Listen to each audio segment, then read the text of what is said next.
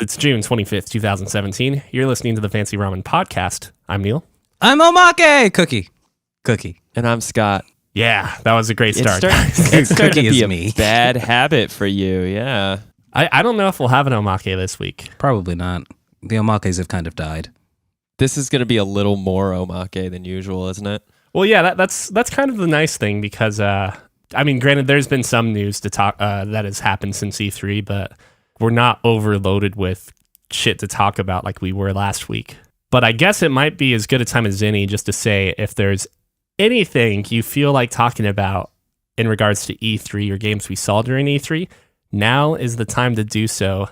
Otherwise, forever hold your peace. Yes, thank you. Cookie, you still hyped for Spider-Man? Should I not be hyped for Spider-Man now? No, I'm just seeing if you're... I'm still on Cloud 9. Oh, yeah. Hyped for Spider-Man. That's really all I want to say. Spider-Man's now dead to me until he comes back to life when the game comes out.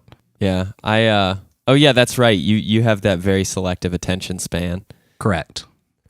I got asked to go see another superhero movie the other day, and I'm just like, I hate superhero movies. Please, I don't want to waste money on that. I was like, but segue, things I do want to waste money on. New Spider-Man game coming out. Pretty excited for that. What did you get invited to see? I got invited to see Wonder Woman. That was like the good one, though. Yeah, I feel like you may want to go see that.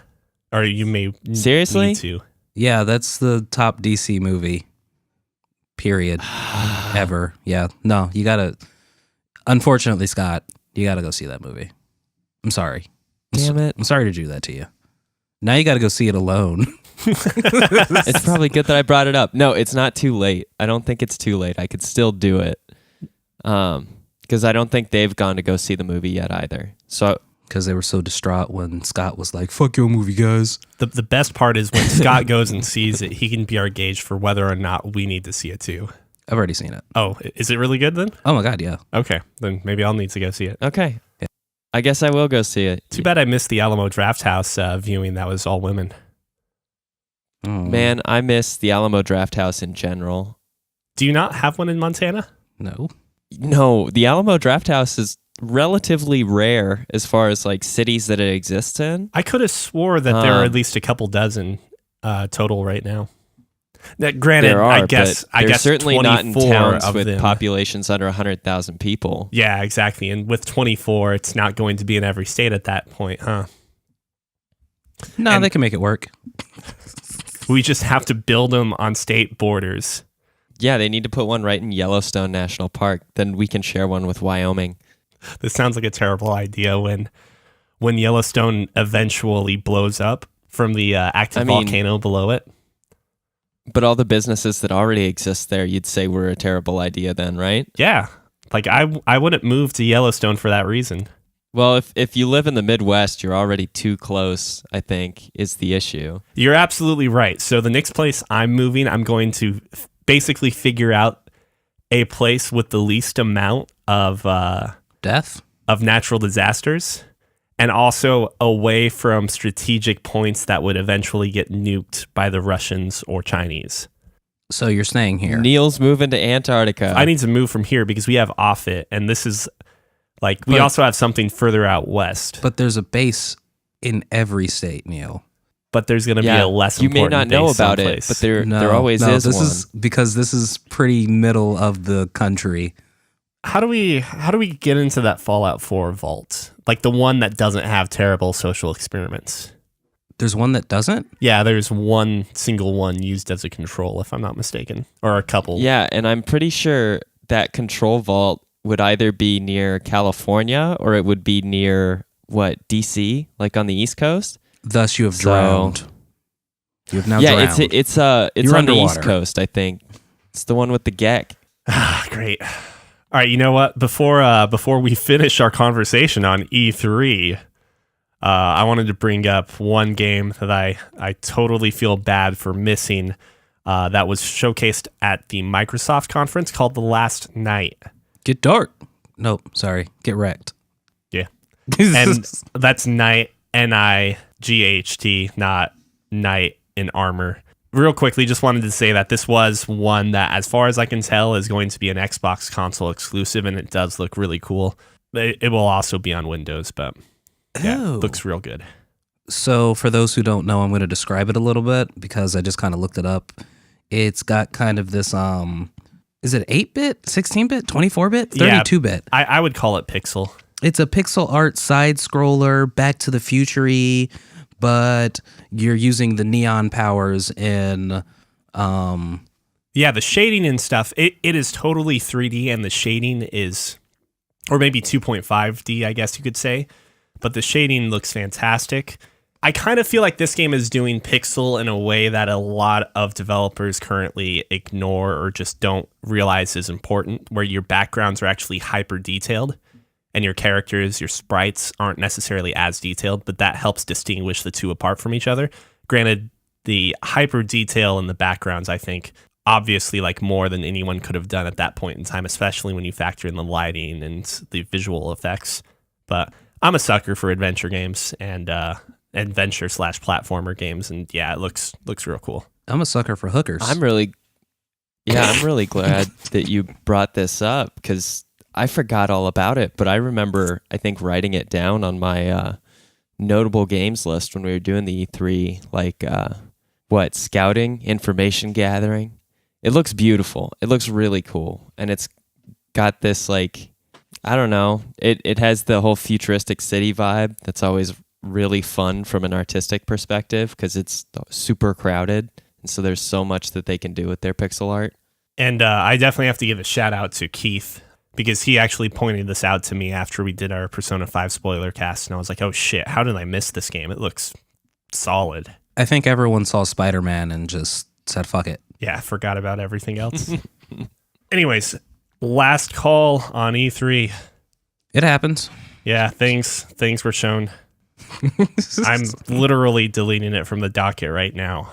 Bam. Cool. It's gone. So what have you guys been up to? Well, what I've been doing is playing games I picked up from the Steam Summer Sale, I guess. I've been doing when I've had free time. He's been camping. I almost forgot. How'd you almost forget? I know, because that was like half of my week last week. I just remember, well, we finished recording and then I was told I needed to like pack my shit and get ready to go camping. And I was like, all right, sounds good to me. So in about 15 minutes, I stuffed what was camping materials into a backpack and hit the road. Check. And I camped in a couple spots around the Missoula area and went kayaking, used a paddleboard, played with a dog, lit fires, went to a ghost town, all the good stuff. I have a question. Yeah. How heavily populated was your ghost town? Before it became a ghost town? No, after it became a ghost town. Are you asking how many ghosts there were? No. No. Are you asking how many people were visiting the ghost town? How many people were visiting the ghost town and how many artists were living in the ghost town because it's a ghost town so they can sell their artisanal wares?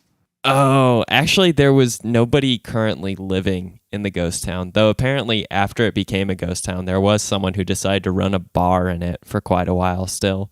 And so they didn't even live there, but they owned a business in the ghost town for a bar. We're still talking like early 1900s, so because the boom for this ghost town, it was like in Garnett, and so I think the boom happened late 1896, 97, and then they had pretty much emptied out by like 1910 or 1912 or something.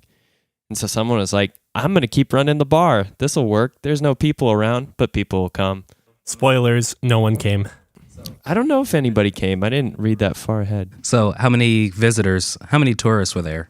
I'd say probably like 30 or 40.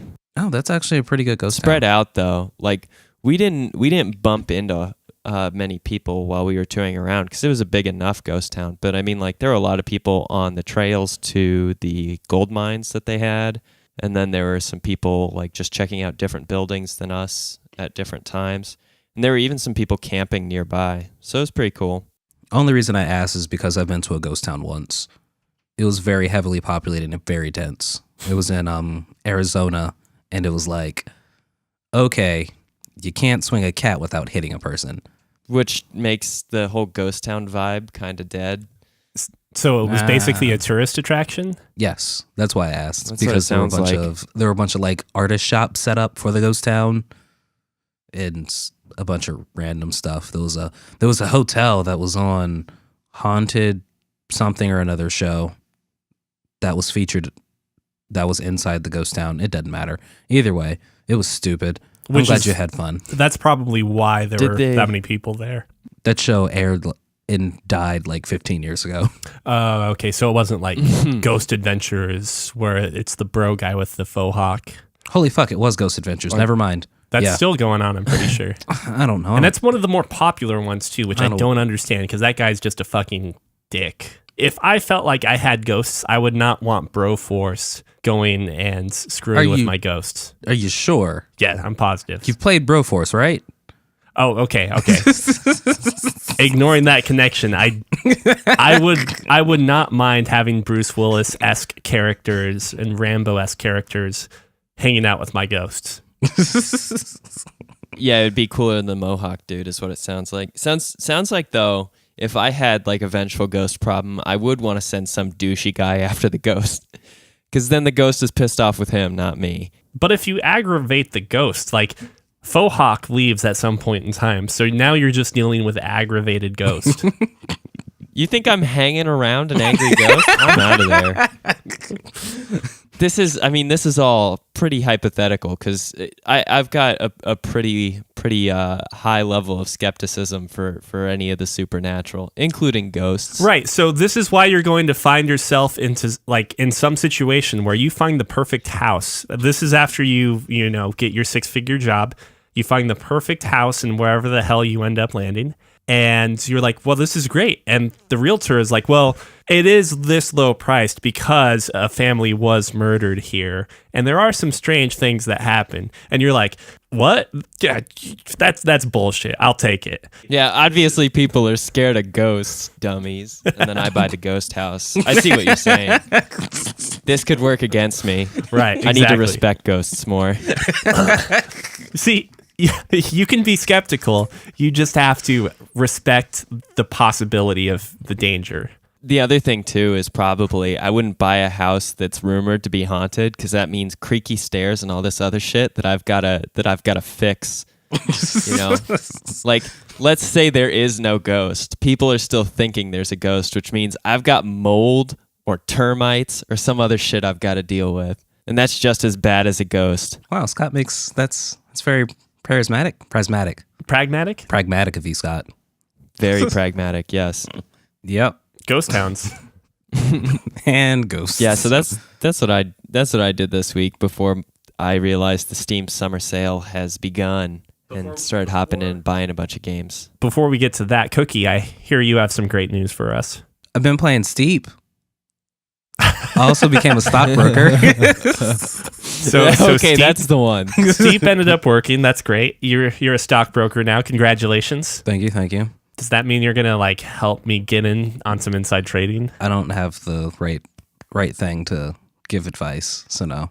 I'm not cool enough. Doesn't he also have to be inside to do insider trading? Yeah. You still need a connection from Cookie onward. Okay, I got an idea. No, totally makes sense. Let me introduce you to Christian Bale. You guys can do some coke together, talk about business cards, and then you're in. I guess at that point, then. Just make sure you don't get killed by Christian Bale. Interesting story, Cleese. I'll be like Sinbad. Wait, what? I started re-listening to one of my favorite podcasts called the Myth and Legends podcast. The guy just talks about like myths and legends, and one 3-part series that he just did was on Sinbad the Sailor. Oh, okay. Not the comedian. No. Yeah, that's what I was thinking too. I forgot he existed. Like, did Is he Sinbad dead? and Christian Bale have a falling out? He's probably not dead. He's probably enjoying obscurity. Yeah, and I also became a stockbroker. So yay. That's a thing. Oh wait, we already said that. And I've been playing Steep, which it's The Crew 2. So if you guys saw the trailer for The Crew 2 for E3, it was like, okay, we're racing on cars. Now we're in bikes. Now we're in supercars. Now we're in planes. Now we're in boats. Now we're racing trains, apparently, probably. Maybe, I don't know. There are probably horses in there too. Steep's like that, but for winter sports. So snowboard, sled, paragliding, wingsuiting, walking, skiing. Snowshoeing? Is that the walking? Nope, just walking. Can you do that Mario 64 belly slide? Unfortunately not. The closest that you can get to the belly slide is to get on a toboggan, a sled, like a sled. You know, those sleds you see in the movies good from enough back for in the me. day? It's actually kind of fun. Mm-hmm. So I really love the freedom of this game. It's boring and not boring at the same time.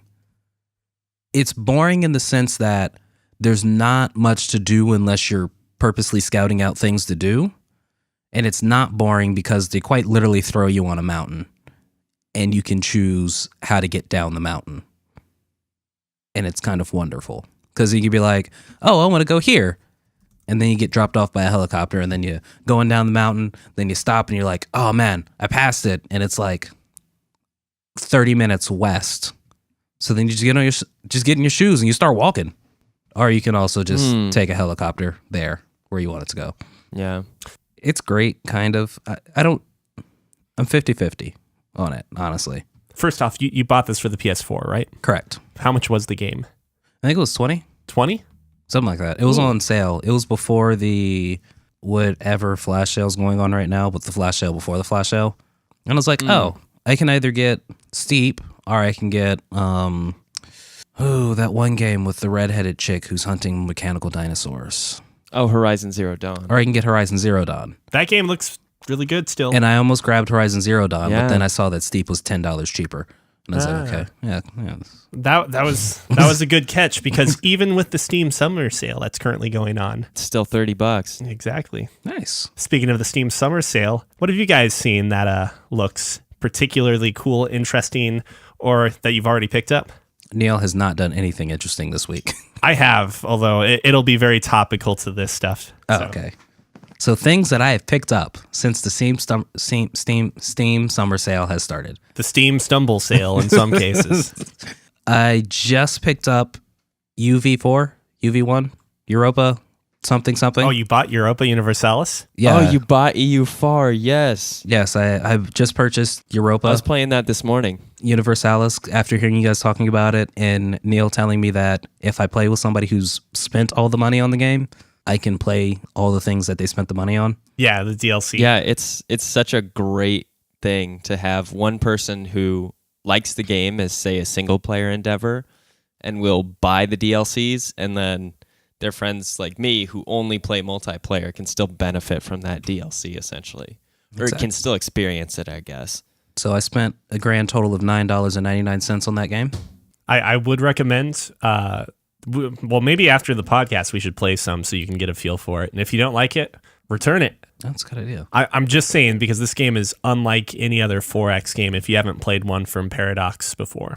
If you do like it, though, Cookie, you can join my other Sunday tradition, which is playing EU4 in the morning before I go to record.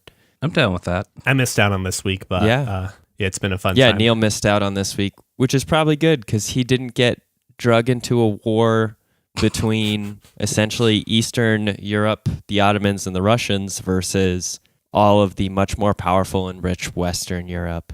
I have a feeling I Things want to are play. not looking good. I want to play as France now and just crush you guys. Oh, I would invite you to play France because I think we can beat you if you're controlling the country. Probably. Yeah, that's probably true. France needs a handicap, Neil. Please play France. So what else That's have you trash. have you picked up over the sale? I got into contact with Scott recently because when the Steam Summer Sale started, I kind of noticed Tabletop Simulator and I knew Scott was talking about it. And I was like, that does seem interesting. And a lot of people talk about it. And I do like tabletop games. And then I saw that it works on the Vive. And I was like, holy fuck. Then I said, Scott, do you think we can play Tabletop Simulator together? But I can be in the room? And Scott says he thinks that's true. Maybe, possibly. I do think that's true. It seems like it is because when I was telling Cookie, since I already own Tabletop Simulator, I'm pretty sure it's already organized in my like library on Steam, both as just a regular game and as a VR game, because you can't buy like a VR version of it as far as I'm aware. You just buy that version. So worst case scenario, if the VR and non-VR are like not compatible together, he'd still be able to play on the desktop version with us. Yeah. Exactly. We can still flip tables together. What do you guys play? I don't have it yet, but now that you've picked it up too, I will probably buy it and play whatever. What do you play, Cookie, Scott? you can play whatever there's a mod for.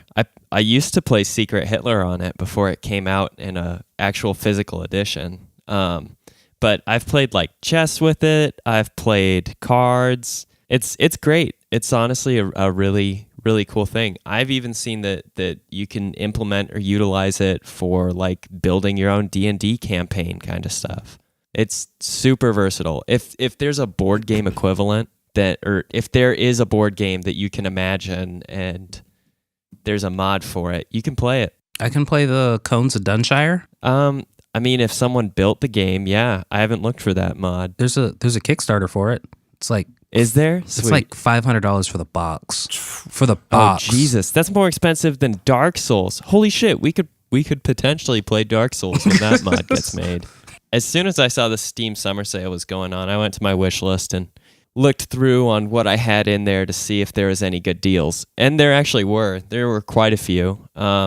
Dishonored 2, I forgot to pick it up the last time it was on sale, and I think I ended up paying... No, I paid the same for it. I believe it was $20 during the last sale, and this sale, it was $20 again, with the original price being $40, so 50% off discount. And so I played the first 3 chapters when they had like that demo or trial period available, and now I'm just trying to make it back to where I was at when I tried it for the demo. That game's so pretty. It is so good looking. It's got that just kind of watercolor, or not watercolor, sorry, like oil painting style graphics that just looks so gorgeous. So Scott, quick question. Dishonored 2 or your girlfriend? Oh man. She doesn't listen to this podcast, so I'm actually not in hot water. Depending on the time of day, I guess. Yeah, that would be, it's pretty 50-50. Fair enough. Dishonored 2 is real good. Real good. But I also like my girlfriend quite a bit. She's great too. She's great, I guess. Do you think the story in Dishonored 2 is as good as the first? So far. Since I'm not far enough in, it's hard to say.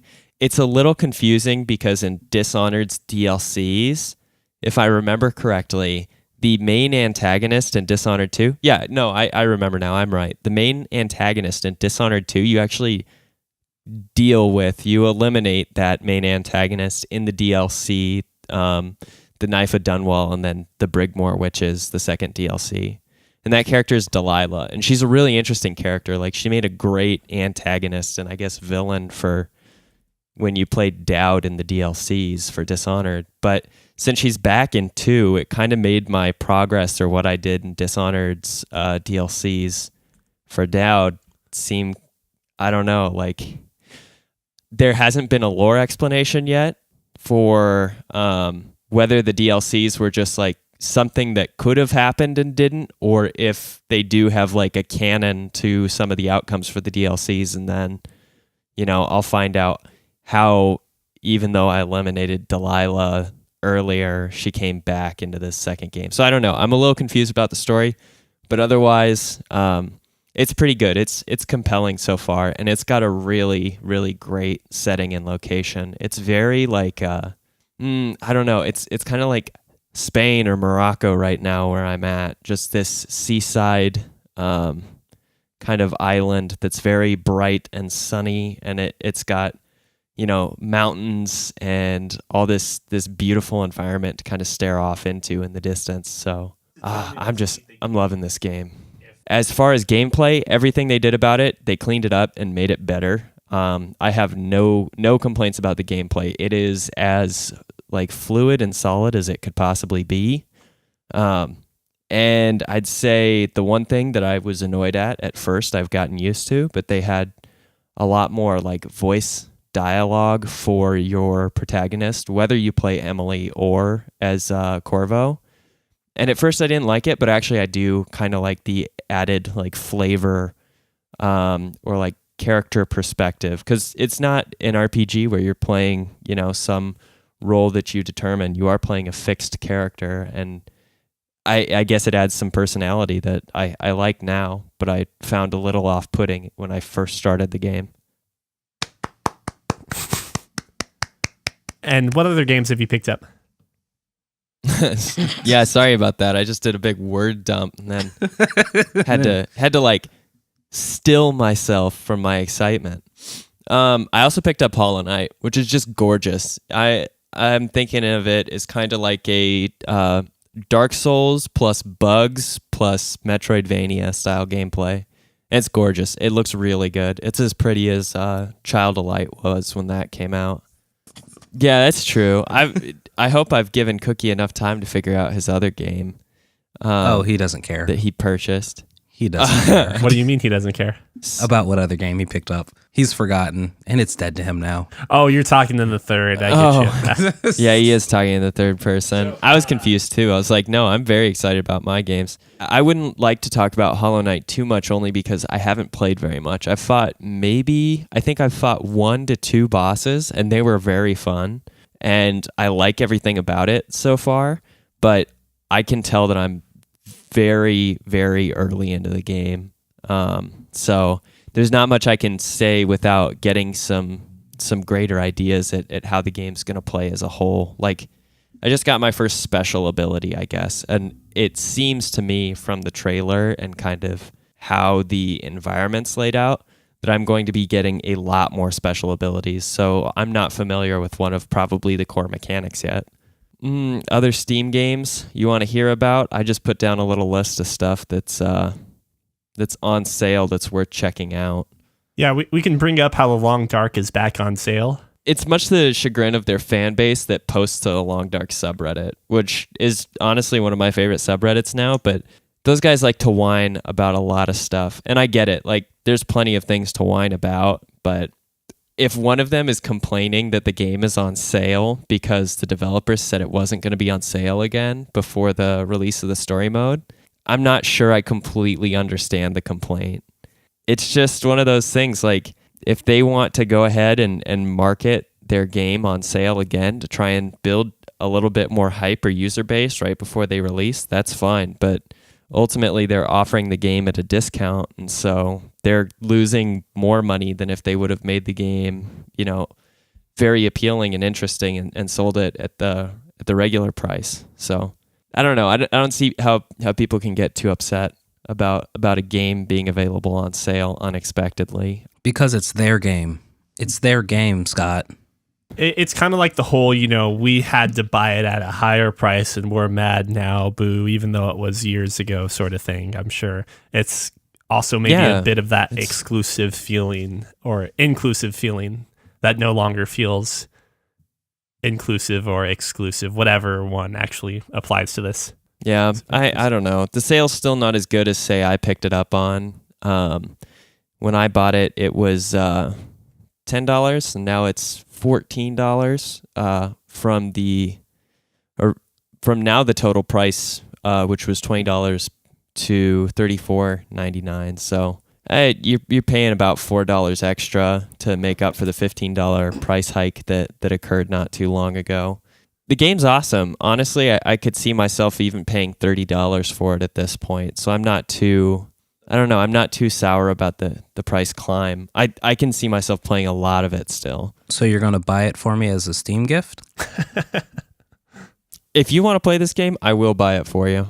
No, you don't have to. No. Oh man, it's so good. I'd totally share the love, Cookie. You just let me know.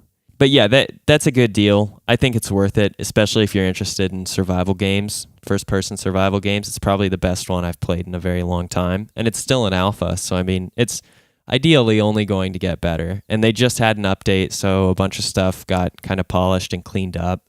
Do we have There Moose? were some things that we don't have Moose. Fuck. No, it's too bad.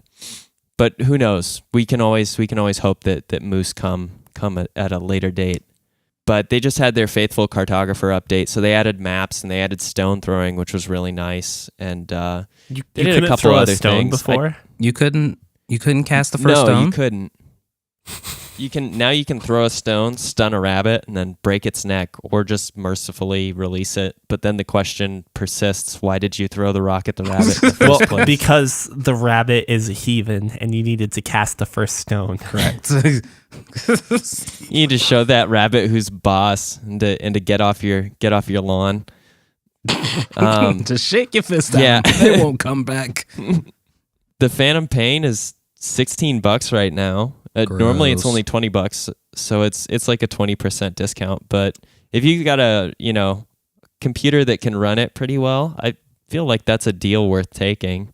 Is that the Metal Gear Solid game? Yeah, the final Metal Gear Solid 5, game. yeah. Oh. The ultimate sandbox. It, At least for Metal Gear Solid. it quite in my mind, despite the flaws and so forth, if you told me I could play this game for $16 at some point in the future, like that would have killed me. Granted, we've seen the price cut to $20 before, so it's not as big a deal. But still, if you haven't played Phantom Pain, $16 is not much to sacrifice to get arguably one of the best shooters, third-person shooters in the last 10 years. How hard are you arguing? From just a mechanical standpoint, very hard. That game is super fun. Yeah, I mean, Okay, sure. wouldn't you say that this is a good indie game price for a really good AAA game title? Yeah. Really good? You know, like Question you can mark? say the story does not deliver. I didn't like the gameplay. Really? How? Like I didn't play the Phantom Pain, but I played the prequel. Ground Zeroes. Yeah, and I was like, okay, I'm over it. Which I'm still kind of surprised. I would personally say Phantom Pain plays better than Ground Zeroes, but I still enjoyed Ground Zeroes a lot. Yeah. Are you sure you're not just angry with Ground Zeroes seemingly short as hell? I didn't beat it. Okay, I didn't beat it. that's impressive. I got into the facility. I did a few things. I was like, I'm over it. Speaking of like what I would consider must plays, Scott, you also have Firewatch on your list, and that's more than 50% off. Yeah, it's 55% off, so it's $9 when it's originally $20. I haven't played Firewatch. You said Firewatch was a really big deal to you. You like that game a lot. Yeah. So I'm still kind of weighing whether I buy it or not. It looks really cool, and I've only heard good things. So $10 to put towards a game that I've gotten a lot of good feedback on isn't too much of a risk to take. I would, and then I have personally Spintires say, on there. Oh, Go ahead. I'd personally say that if you don't necessarily feel the urge to play it right now, just hold off and see if it goes on sale again at some point, because I think this game will age fairly well. That's good to hear. Yeah. What is Spintires? I don't even know, man. Spintires is a vehicle game that Jared, one of our friends, just absolutely adores. For a while, when he was talking about games he was playing, there was plenty going on, but the only thing that mattered to Jared was Spintires. 5 episodes or so, his game topic was Spintires for Fetch Quest podcast. So you could say that he was partially the reason that Fetch Quest derailed itself. You mean partially the reason that Fetch Quest was stuck in the mud? Ooh. Because no one else can see it. Cookie is just looking at pictures with this look of dumbfoundedness, and now he's starting to crack up a bit. The fuck? Do you like the idea of pulling other people out of the mud? Using, like a chain or a hitch? I don't understand white people. Okay. Man, you just got to watch the promo videos for this, because it's even better, because it's just a bunch of shots like covering large trucks from different angles as they drive through trees and rocks and mud. Yeah, it's pretty great. And they move logs and they tow shit and then they just get stuck in more mud. You can have the General Lee apparently in Yep. this game. Nice little call out to Dukes of Hazzard. Yeah, there's all sorts of big truck options. But yeah, Cookie, so this might be your kind of game right here. You got vehicles that have up to like 8 to 10 wheels. I don't know, man. I was kind of looking at the Car Mechanic Simulator 2015. Mm-hmm. Now that looks like a game that exists. I'm just saying, Spintires is 75% off, so it's $7.49 when it's originally a $30 game, and it has very positive reviews. Oh, speaking of very positive reviews, I never got to check it out, but somebody want to check out the reviews for Grand Theft Auto 5 for me? Oh yeah, no, they tanked. Yeah. I think they went to mixed, if I remember correctly. And that has to do with the fact that their parent company, Take-Two, said cease and desist to the #1 modding program for single-player mods. Here we go. I've got it pulled up on Steam right now, and the recent says overwhelmingly negative. 13% of the 55,094 user reviews in the last 30 days are positive. And overall now is mixed. So only 63% of the 245,000 and almost 700 user reviews for this game are positive. Is that... They got tanked wrecked. here. Is that also in the Steam summer sale, and how much is it? it's $30 right now, 50% off. I shouldn't be surprised because I've seen games go real bad as like knee-jerk reactions from like the Steam community, but I don't think I've ever seen overwhelmingly negative before. Oh my God. They're not happy because they're just like, dude, we do this, we have fun. This modding thing has been going on for years now. Since when did this game first come out? This came out in 2015. Yeah, so for Steam at least. And so, I think did it come out for computer at the same time as the consoles? No, there was a delay if I'm not mistaken. I think it was a little late. It's not like you could mod the PS4 system at least as easily, or the PS4, PS3 version, whatever the hell. Right. So people have been modding this game for 2 years and enjoying the hell out of themselves and like coming up with great creations and stuff. And now Take-Two is just like, oh yeah, no, don't do that. Stop. No. Yeah. We've noticed your shenanigans. Stop. Maybe this will motivate them to actually making some single player content again. No, okay. Yeah, never mind. I'm not going to go through my entire wish list because I think I have maybe something like 40, 50 games and they're all on sale. On a wish list? Yeah. I don't even got a wish list. I'm going to double check now. I'm not going to go through all of them.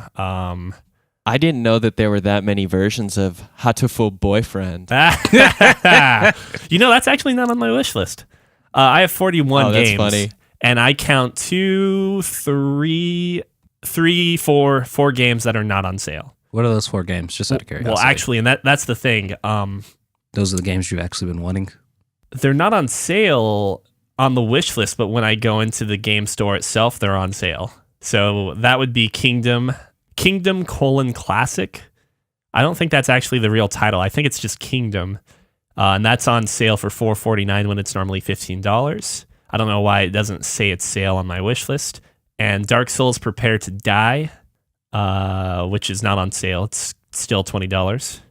Valkyria Chronicles, which I've really wanted to pick this game up again. I've got it for PS3. I wish I could gift it to you from my library because I'm not going to play it again. I want to take Light of World War II again. That's how I feel about that game. That's not on sale, but basically everything else is. Some of the highlights I would say, This Is the Police is on sale for probably something like half price. I don't have it handy, but that game, it has turned out to be much better than I expected it to be. So it's not just a police simulator of shooting black people? Actually, I'll touch base on the racism thing for a second. But the premise of This Is the Police is that you're a police chief that is going to get fired, or like basically the mayor. Yeah, the mayor has put in your resignation, and you'll be out of a job in 180 days. You need to come up with a retirement fund by then because you're apparently the only honest police chief ever, and you don't have a whole lot of pocket money from shady deals and shit. So in this game, it certainly pushes that idea forward, though, that you can do some shady shit to get that money, or you can try and be virtuous and so forth. I don't want to get too far into it because I did start recording some videos for it, and I'm trying to be, I'm trying to do things the right way, and I have a feeling I'm going to fail miserably because of it. But a couple days in, I had a request or something show up on like my overview, as you'll call it, and basically in the city there is a super racist group or organization, and they were basically saying I needed to fire all of my black officers and detectives.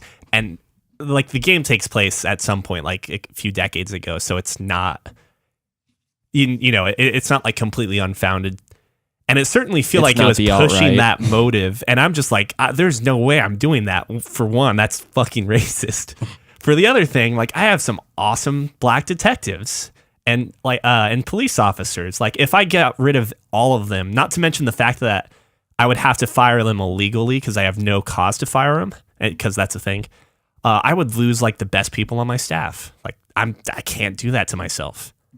But that game is turning out to be amazing for people that like simulators. And so this past week, I don't recall exactly when, it was last Monday, I believe, Darkest Dungeon's Crimson Court DLC came out. That game's real fucking good. If you guys haven't already played Darkest Dungeon, check it out. This particular one, and any changes they've made so far, this is kind of my first foray back into Darkest Dungeon since it basically really came out from early access. The game's really getting back to being a good balance where, you play in the regular difficulty. I've done maybe 3 or 4 adventures. I have like 3 people dead already. Feels bad in a good way. Feels challenging. This game hurts my heart too much. Can't play it. Did you play more of it? A little bit. You have people die, I take it? So I'm going to be doing a playthrough with every one of us in it. And so you'll have to pick your class a little later, Cookie. .hack.gu is getting a remake. I believe it's The Last Recode will be the subtitle for it. And it's good timing considering this is a CyberConnect 2 project. And they were just recently dismissed over the Final Fantasy VII remake. Because they finished it. Yeah, it's done. They finished their part. I'm about to say, so question. Do we know why they got dismissed, and does it make you nervous that they got dismissed since now they're doing a completely different remake of a game that's probably never going to come out? This, I don't think, will be nearly as grueling. And I don't believe we have any concrete evidence, but if you remember, that news dropped basically a couple days or a week after Square Enix was saying, hey, we're going to focus on our core franchises. They also got rid of IO Interactive at that point, or we're in the process of giving them independence, which I think, did we bring that up last week? I don't know, but that's important to point out too. It has been brought up, yeah. So I'm assuming at that point, as they're trying to return their focus to core franchises, i.e. Final Fantasy, that it seemed like a given that they would want to actually have their hands developing that game more so than having a third party company. CyberConnect 2's made some amazing games. Like? And, and .hack.gu, obviously. Why else would you remake it? No, I'm trying to think. Did they do God Hand as well? I'm trying to think if they did or not. But they also did.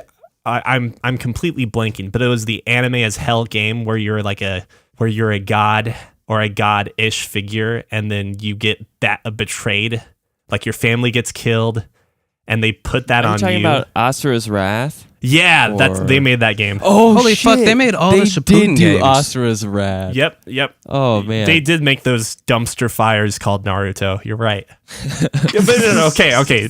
But they made JoJo's Bizarre Adventure All-Star Battle. Yeah, my bias against the Naruto games, I know there are a handful that are pretty solid. Like, they have a really good track record. I've actually beaten them all. I actually go out of my way now to, when a new one comes out, rent it and beat it and return it. They're short. They're fighting games. Yeah, exactly. But yeah, good games.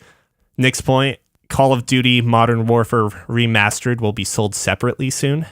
Barf. Yeah, Barf is it too late? It seems like it's too late. It's too expensive. Yeah, way too much to pay for that. $40.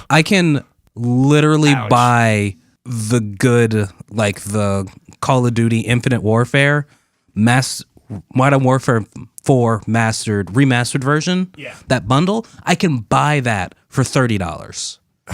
That's dumb. That's real dumb. Yeah, it's $40. Yeah, no, it's nothing's happening with that. In Saturn news, Project Rabbit did not meet its Kickstarter goal. I'm not surprised. Sad. Yeah, they were asking for $1 million. It's a lot for that, for like a rhythm game. For a rhythm game that we didn't even get to see like anything. Knew nothing about. Yeah. They did show some more substantial footage like over the last week or so of their Kickstarter, but as a whole, it seemed like that Kickstarter campaign was not managed well. Not at all. Yeah. Well, it also seems like that idea isn't backed as heartily as they anticipated either. There might just not be a market for that right now. Unfortunately not. Rest in peace, rhythm games. So there's also a new Fire Pro Wrestling game coming out in July for PC, Fire Pro Wrestling World. If you guys aren't familiar with with this series, the game basically looks exactly like every other game in the series, with the exception that this time they kind of use some weird like pixel smoothing graphics, like what you can use in your Super Nintendo emulator to make it look less pixely and more gross. Looks bad. This looks fun. Really? Maybe. No, let me throw it out there. This series is awesome. Like, you can spend hours upon hours customizing your 2D wrestler and his moveset and every small fine feature. It is the perfect wrestling, at least 2D engine. But man, like I can't get over their bridge into smoothed pixel technology or whatever you want to call that, because it doesn't look good to me. No, sorry. They do look super ugly. It looks bad, but it looks fun. Yeah. Like 2D wrestling? That's where it's at. A Rocket League tournament will air on NBC Sports. So what do you guys think of Sony? Sony's crossplay, or Yeah, since that's the thing that like sparked everything when Rocket League was like, oh yeah, we're going to be on Switch. You can play with people that are playing on Xbox, PC, and Switch. I listened, or I should say I read the response or the reasoning behind it, and part of me thinks it's bullshit, that there's some other reason, like it's partly just to try and attack like Xbox sales, but they also bring up a good point. Do you really want to expose your online community? Because they're referring to it in Minecraft specifically in the article I read. Do you want to expose your online community full of kids to Xbox Live? Xbox Live is that big of a deal that Sony has decided to avoid any cross-platform play entirely.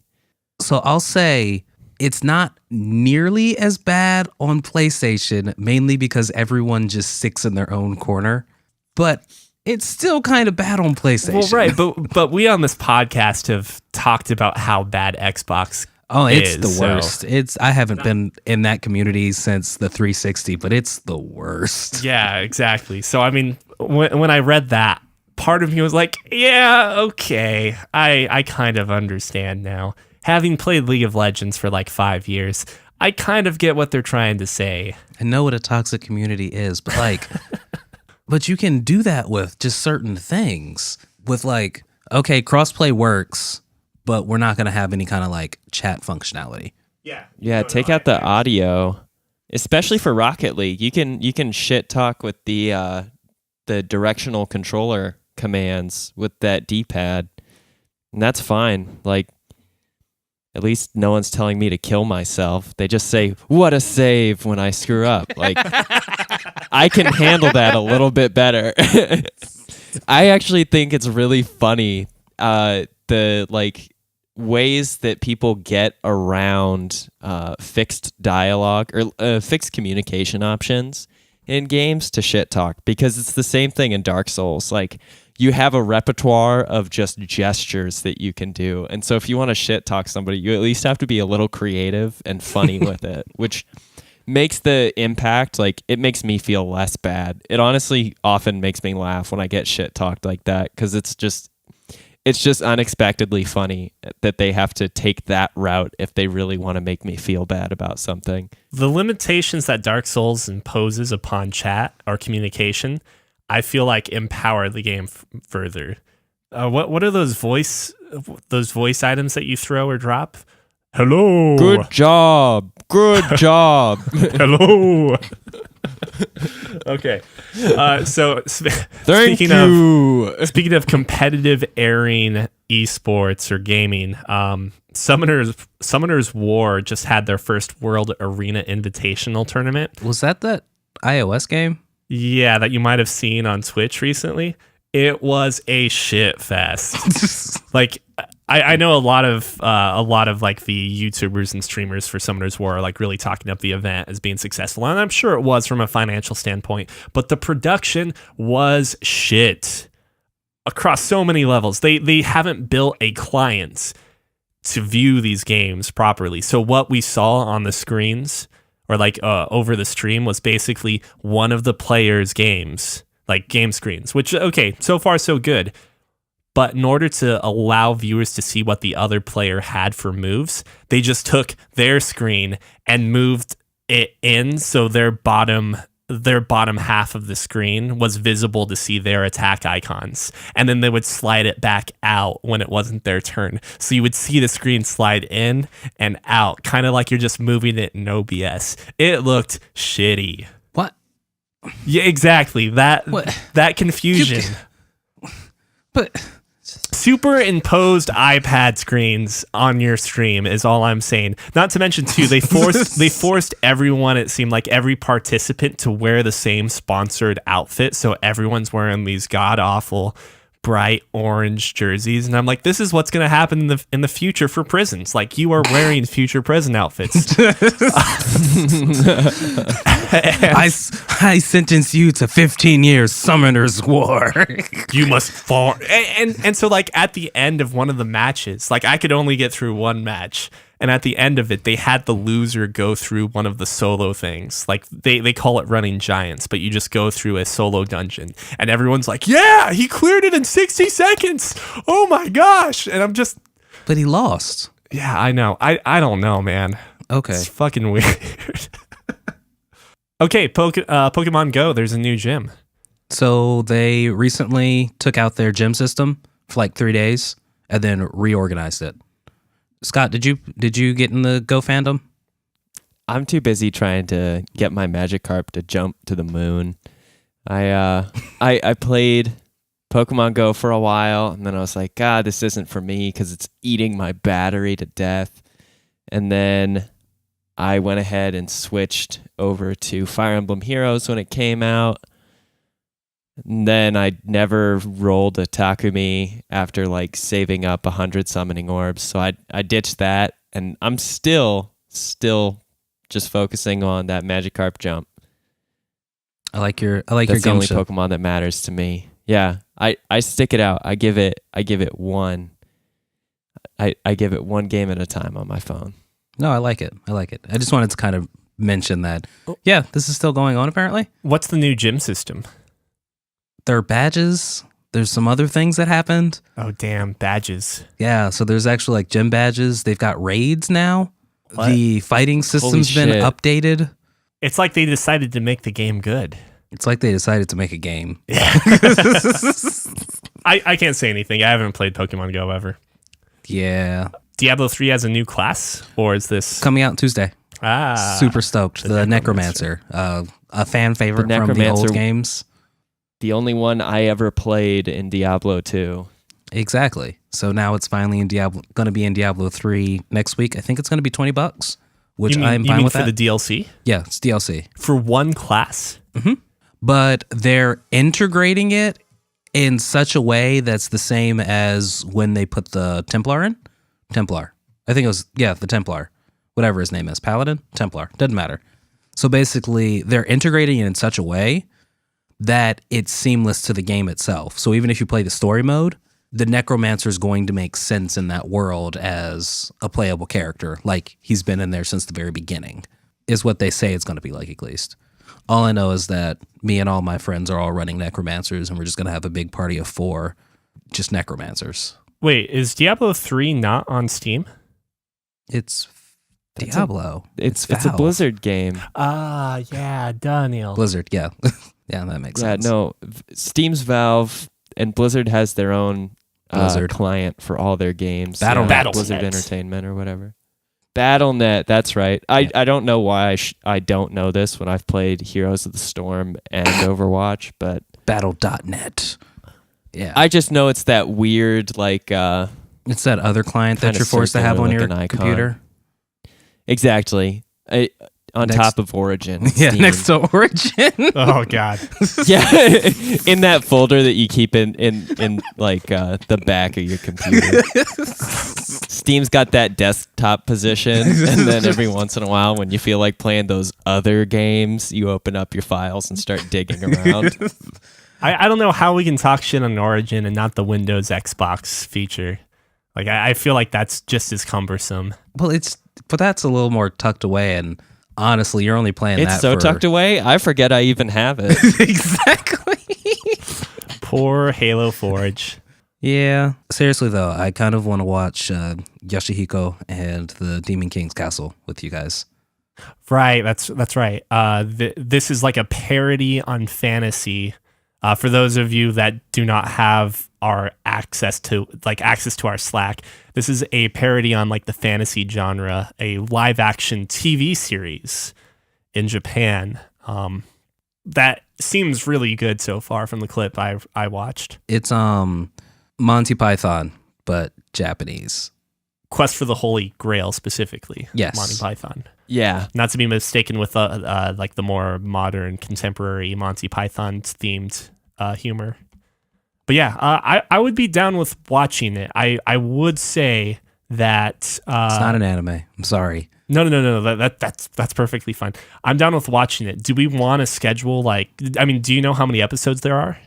12. 12? I'm assuming 25-minute-ish, just like usual. Do we want to schedule 28, 24. 28, 24? Okay. Do we want to schedule the first 3 or 4 episodes for next week? Okay, is it 3 or is it 4? It's up. They both divide 12 in an even fashion. We'll do 4 because I'm on episode 3 right now. Do the smaller chunk, yeah. Okay, so we'll do 3. 3? Okay. So the first 3 episodes of the show. Can you read it for me, Cookie? Because I don't have it handy. It's a drama. Yuusha Yoshihiko to Mao no Shiro are, you can also find it Yoshihiko under the Hero Yoshihiko and the Demon King's Castle. Correct. Or you can find it at the bottom of our YouTube video or within the show notes on the podcast feed. I'm currently watching it on kissasian.com. Kissasian.com, not questionable at all. Don't let your wife find it. It's under the drama section. Well, speaking of podcast feeds and whatnot, thank you all very much for listening. If you would like to contact us, you can do so at podcast@fancyramen.com. Also, look for us on YouTube and feel free to subscribe to us on our YouTube channel. He just completely skipped over the Facebook word. Did I look for us on Facebook? Did I not say that? You said YouTube. Oh, fuck. Find us on YouTube. Find us on Facebook. Find us at fancyramen.com. I promise that the Facebook page will be updated soon, one of these days. Yep. One of these days. It's just one of those days. Just shake your fist at them. They won't come back. Where the hell are we going with this? I think we're talking about something about. Oh wait, is this Dementia Cookie? Oh, Dementia Cookie. This is Old Oh Man yeah, Cookie, back in yeah. my day. Oh, there was this time when this kid. Omake!